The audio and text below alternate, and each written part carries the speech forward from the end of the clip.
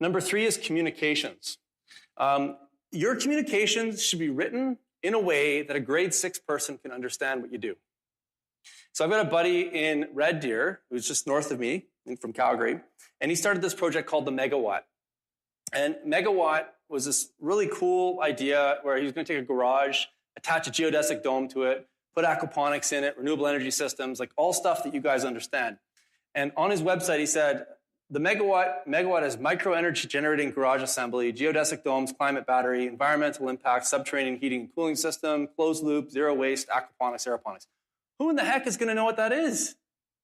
You know, we're not trying to sell these to people who are already doing this stuff. We're trying to get people into this type of thing that don't know about it. And so he worked with a friend of mine named Tad Hargrave, and they redesigned it, and they called it the food garage.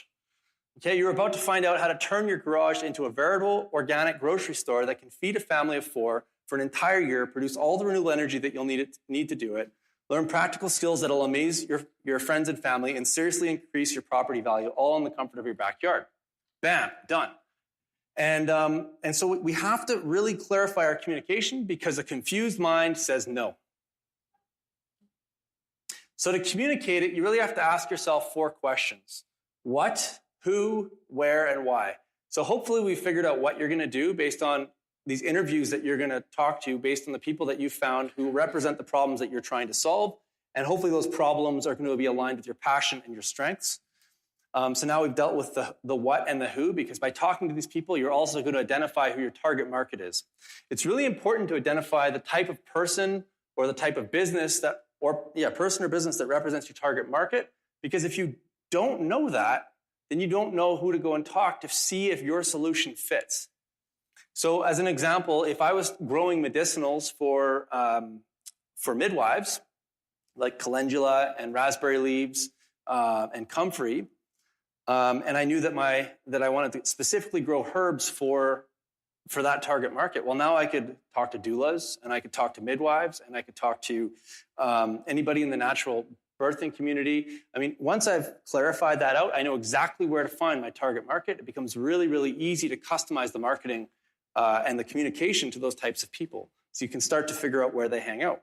But if you don't know who they are, then you can't figure out where they exist.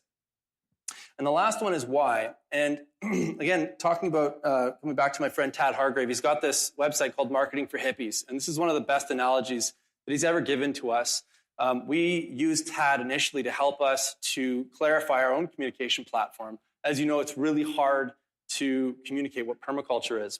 So you've got all these people sitting on island A, and they're unhappy. They've got this problem that they can't solve, and they can see all these people on island B that are really unhappy in their life island B, which are really happy because they've got their problem solved. Problem is you've got this ocean in between the 2 islands, and it's infested with sharks and currents and riptide. You can't get across. Now, most businesses, if you look at most business websites, and most businesses in general, will talk about how awesome their boat is. Your business is just a boat. It's a delivery mechanism to get people from island A to island B. And that's the service. People don't really care about your boat outside of the fact that it's seaworthy and it's going to get them there. What people care about is the journey that you're going to take them on and where you're going to get them to, okay? That's really, really important. So you can think about that analogy with regards to how you go about communicating what you do to your target audience. So we started Verge, and when we first started, like every permaculture business, we said, well, this is for everybody. This is amazing stuff. Everybody should take this course. And as we went through the last 3 years, something really interesting happened. So in year 3, up till year 3, we had amazing feedback on all this consulting and courses that we were doing. And then in the 3rd year, we had a few people come up to us and say, man, like, you really need more dialogue in your courses. And I'm an engineer. I'm a technically driven, gearhead, geek. Like, I deliver content in a specific way. And so my courses are highly technical. They bring in all the engineering stuff that I've got over here with all the permaculture stuff over here. And so I'm not a fit for everybody.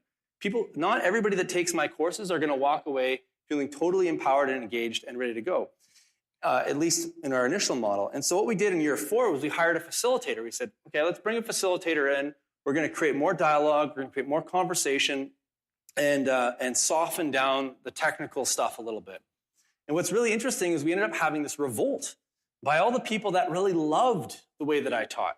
People that came to me specifically because I was an engineer and because I was technical and I approached things in a very process-oriented format.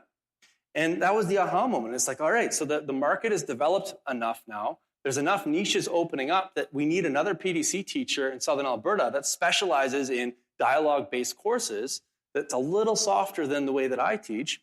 And I need to become more specialized in who I offer my courses to. And so now the tagline on our website is Permaculture for Career-Changing Professionals and Entrepreneurs. Because I resonate really well with technical people, blue collar, white collar, and people who have an entrepreneurial spirit, because my course is entirely geared towards people starting green business or creating changes within their existing business or their existing career. And those are the perfect people to engage the type of stuff that we do. And the same thing goes with our consulting. We're going to create a consulting page that is entirely focused around the fact that we're engineers. We bring this process-oriented thing with us. We happen to have all these other design tools that we've collected over the last 10 years. And we still have to kind of define that out, but it's going to be really, really clear about the type of people that we're going to go after to work with. So in conclusion, we've talked about gathering intelligence, designing your business, and communicating it, all really important things. And there's lots of little tiny small things within there that you need to think about. And, never in my wildest dreams would I have thought that I'd be speaking at a conference like this. I could never have forecast this event today. And I've got this great saying that was given to me shortly after I took my PDC at the Bullock Brothers farm. We came in and we put a food forest onto our property. And I was like, man, how is this going to turn into anything that I'm going to generate revenue from? Like, what is this going to do? And my mother-in-law said to me, you'll over-anticipate what you do in 1 year, and you'll under-anticipate what you do in 5. And this is the 5th year right now. And so the trick with starting a business is starting. You got to take one step at a time and take a small, anti-fragile, asymmetrical risk type step. So our first step, we actually hired an introduction to permaculture teacher to come in and teach that first class for us. We use that to gauge the kind of excitement level around this idea, which didn't exist in Alberta at all. Permaculture is not like it is down in the States. It's pretty low key still. It's just starting to build momentum. And from there, we was like, okay, we decided that there was an opportunity. So if you have a passion and there's nobody else offering you a job that allows you to pursue that passion, I'd highly recommend that you guys check out starting a business, at least experimenting with the idea. The opportunities are just growing exponentially right now. I'm kind of quasi-writing a book about all the opportunities that I see within the permaculture world as we speak. And what's really interesting about this conference, I'll just throw this out there, is we're actually seeking successful and engaged people that are kind of working within this space. I don't know if you guys have seen, but we've got a video camera out in the garden there during the day. And we're actually trying to gather intelligence and spread your story as well around how people are making a livelihood within the permaculture world.